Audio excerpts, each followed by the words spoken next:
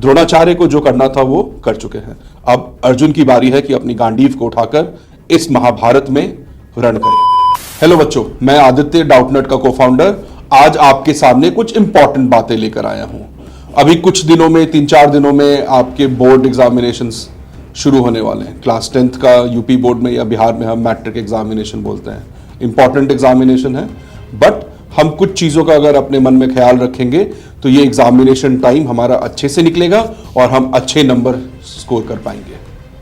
पहली चीज़, आपको जितना हम पढ़ाना चाहते थे उतना हम पढ़ा चुके हैं। आपने हमारे कोर्सेज में हमारे टीचर्स के साथ क्लासेस अटेंड करी, आपने टेस्ट्स दिए, आपने वेरी वेरी इंपॉर्टेंट क्वेश्चंस की सीरीज़ पूरी करी, आपने सैम्पल पेपर्स किए, प्रीवियस ईयर पेपर्स अटेम्प्ट किए। तो अब ये पढ़ाने का काम पूरा हो गया। द्रोणाचार्य को जो करना था वो कर चुके हैं।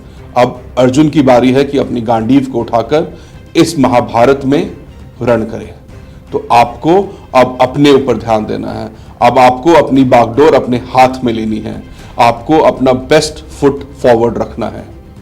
पहली चीज जो आपको अभी ध्यान रखनी है कि एग्जाम के समय आपको अपने स्ट्रेंथ पे फोकस करना है कि आप जिस चीज में अच्छे हैं उस चीज को बहुत ही अच्छे से जाकर एग्जाम में उभारना है ना। जिसमें आपकी वीकनेस है, जिस सब्जेक्ट, जिस टॉपिक में, सब्जेक्ट तो नहीं बोलना चाहिए मुझे, जिस टॉपिक में आपको लगता है कि आप कमजोर हैं, उसमें वीकनेस है, उसको आप भूल जाना है, उसको आप दिमाग से निकाल दो। वो आपके दिमाग में डाउट पैदा करेगा और ये हम नहीं चाहते। तो आपको जिस चीज में सबसे अच्छा पकड़ है, जिस टॉपिक पे आपकी पकड़ अच्छी है, जहां पे आपका स्ट्रेंथ है, उस पे फोकस करेंगे। हम कोशिश करेंगे कि एग्जाम में इन टॉपिक्स पे हमसे एक भी गलती ना हो और हम पूरे के पूरे मार्क्स लेकर आए। ठीक है, जिस टॉपिक में आपको बिल्कुल भी समझ में नहीं आता, अब उसको भूल जाइए। अगर अभी हम उसको करने की कोशिश करेंगे तो हमारे दिमाग में उथल पुथल मच जाएगा। तो जो कुछ भी वेल सेटल्ड मटेरियल है वो भी इससे हर्ट हो सकते हैं, वहां पर भी परेशानी आ सकती है। तो अपन को भूल जाना है कि यार ये नहीं आता, कोई बात नहीं।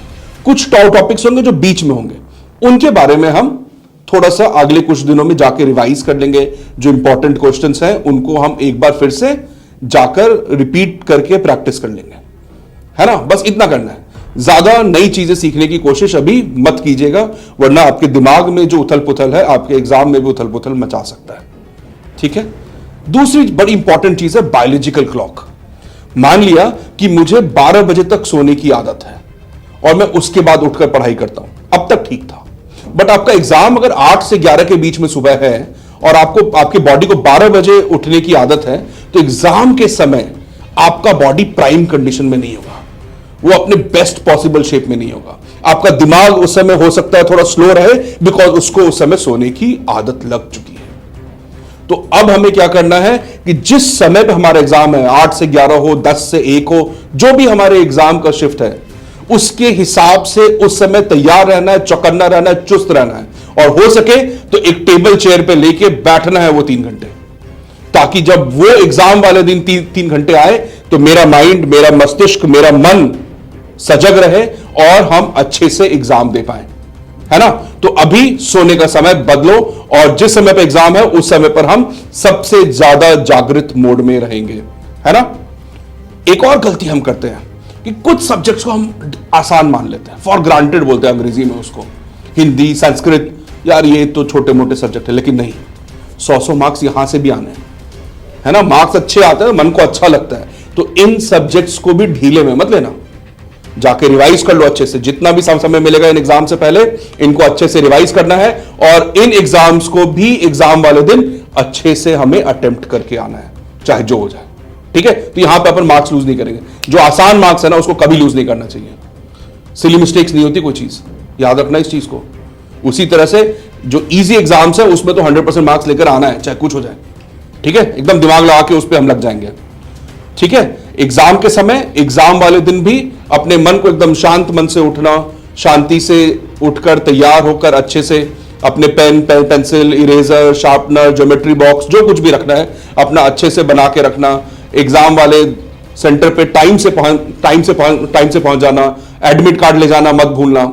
जाने से पहले याद करना मेरा एडमिट कार्ड मेरे पास है क्या, मेरे पेन्स मेरे पास है, और तब अपने सेंटर की तरफ जाएं। सेंटर पे पहुंच के आराम से अपने सीट पर पहुंचिए। आसपास लोग क्या कर रहे हैं, क्या बोल रहे हैं, किसी से कोई मतलब नहीं। हमें किसी से कोई बात नहीं करनी, अपने आस पड़ोस रिश्तेदार किसी से कोई बात ना करें आप, है ना। जो पढ़ लिया, जितना पढ़ लिया, जितने अच्छे हम हैं, हमें पता है, हमें बाकियों की चिंता बिल्कुल भी नहीं है। हम आराम से उस दिन एग्जामिनेशन सेंटर पे पहुंचेंगे, एग्जाम का जो पेपर है, क्वेश्चन पेपर है, उसको लेंगे, उसको ध्यान से पढ़ेंगे, स्ट्रैटेजाइज करेंगे। हम बोलेंगे यार ये क्वेश्चंस मुझे अच्छे से आता है, इसको मैं पहले करता हूं, अपने नंबर पहले कंफर्म कर लेता हूं।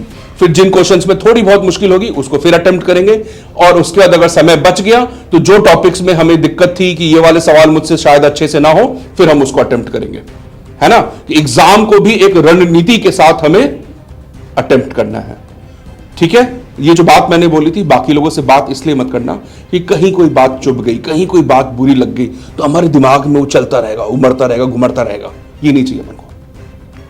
हमें अपना दिमाग, अपना माइंड एकदम फोकस चाहिए, सिर्फ और सिर्फ उस पेपर के ऊपर। बाकी किसी चीज से हमें कोई मतलब नहीं है, ठीक है। और एक word of advice, please cheat मत करना। नहीं आता है कोई बात नहीं, हम अपनी गलतियों पे बाद में काम करके उसको सुधार लेंगे।